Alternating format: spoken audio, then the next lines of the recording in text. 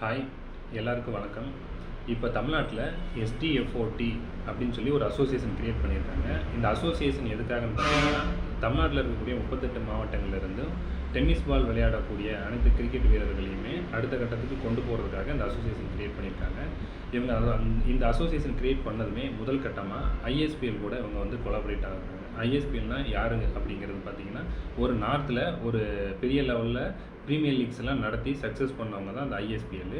இந்த ஐஎஸ்பிஎல்லில் பார்ட்டிசிபேட் பண்ணணும் அப்படிங்கிறதுக்காக தான் தமிழ்நாட்டில் இருக்கிற பாதி பிளேயர்ஸ் வந்து பார்த்திங்கன்னா வெளியில் வந்து விளையாட வர்றாங்க. வேறு மாநிலங்களில் போய் எப்படியா விளையாடணும்னு சொல்லி ட்ரை பண்ணுறாங்க.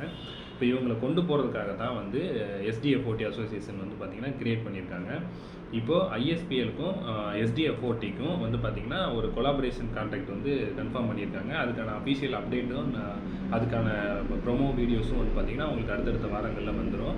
இப்போ அதுக்கு இடையில இப்போ நம்ம என்ன சொல்ல போகிறோம்னு பார்த்திங்கன்னா, இந்த வீடியோவில் வந்து பிளேயர்ஸோடைய அவேர்னஸ்க்காக நம்ம சொல்ல போகிறோம்.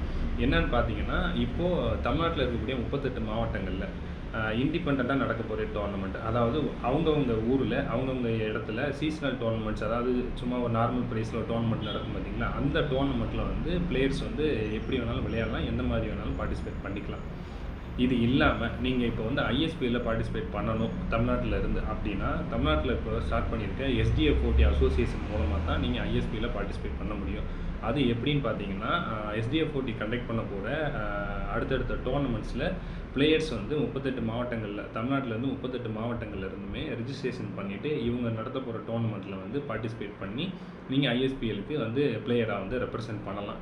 இதுதான் இப்போ அவங்க கொடுத்துருக்க ரூல். இதில் வந்து அவங்க என்ன சொல்ல வராங்கன்னு பார்த்தீங்கன்னா, ஐஎஸ்பிஎல்லேருந்து தமிழ்நாட்டில் எஸ்டிஎஃப்ஓடி நடத்துகிற டோர்னமெண்ட் இல்லாமல் வேறு அசோசியேஷன், வேறு ஒரு ஆர்கனைசேஷன் மூலமாக நடத்த போகிற டோர்னமெண்ட்டில் தமிழ்நாட்டு பிளேயர்ஸ் வந்து பார்ட்டிசிபேட் பண்ணியிருக்காங்க, டீமாவோ பிளேயர்ஸாவோ பார்ட்டிசிபேட் பண்ணியிருக்காங்க, அங்கே விளையாண்டுருக்காங்க அப்படின்னா தமிழ்நாட்டிலேருந்து அவங்க ஐஎஸ்பிஎல்லில் வந்து எப்பொழுதுமே வந்து பார்ட்டிசிபேட் பண்ணக்கூடாது அப்படிங்கிற மாதிரி அவங்க சொல்லியிருக்காங்க.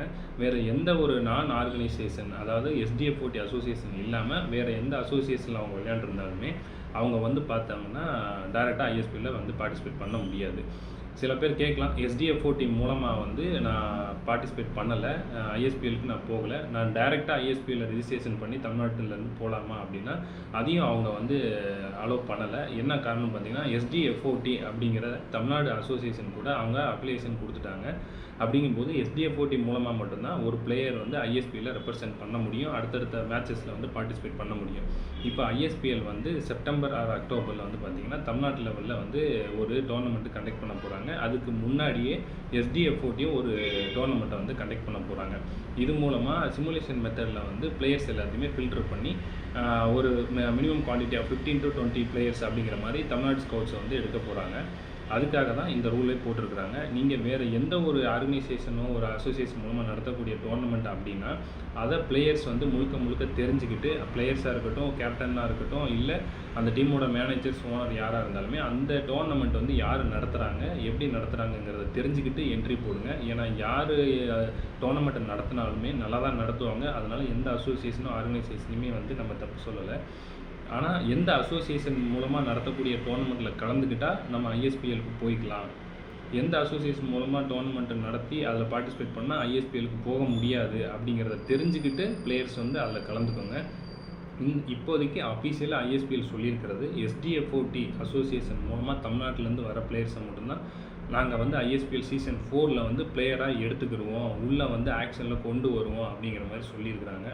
ஸோ அதெல்லாம் கன்ஃபார்ம் பண்ணிக்கிட்டு எல்லா பிளேயர்ஸுமே வந்து அதுக்கேற்ற மாதிரி டோர்னமெண்ட்டில் பார்ட்டிசிபேட் பண்ணுங்கள். உங்கள் ஏரியாக்களில் உங்கள் ஊருக்குள்ள நடக்கிற டோர்னமெண்ட்டில் இண்டிவிஜுவலாக இண்டிபெண்ட்டாக நீங்கள் பார்ட்டிசிபேட் பண்ணலாம். அதில் எந்த ரெஸ்ட்ரிக்ஷனுமே கிடையாது.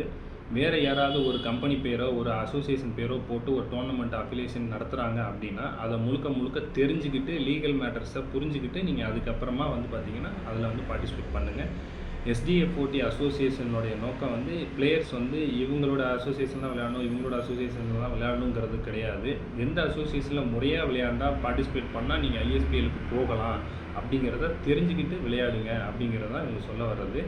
எஸ்டிஎஃப்ஓடியே பார்த்தீங்கன்னா முக்கால்வாசி கிரியேட் பண்ணதுக்கான காரணம் ஐஎஸ்பிஎல் அப்படிங்கிற ஒரு மேட்சஸ்க்காக, அவங்க நடத்த போகிற லீக்குக்காக தான் தமிழ்நாட்டிலேருந்து பிளேயர்ஸ் போகணும், அதில் பாதி பேர் போக முடியல அப்படிங்கிறதுனால தான் இப்போ பண்ணியிருக்கிறாங்க.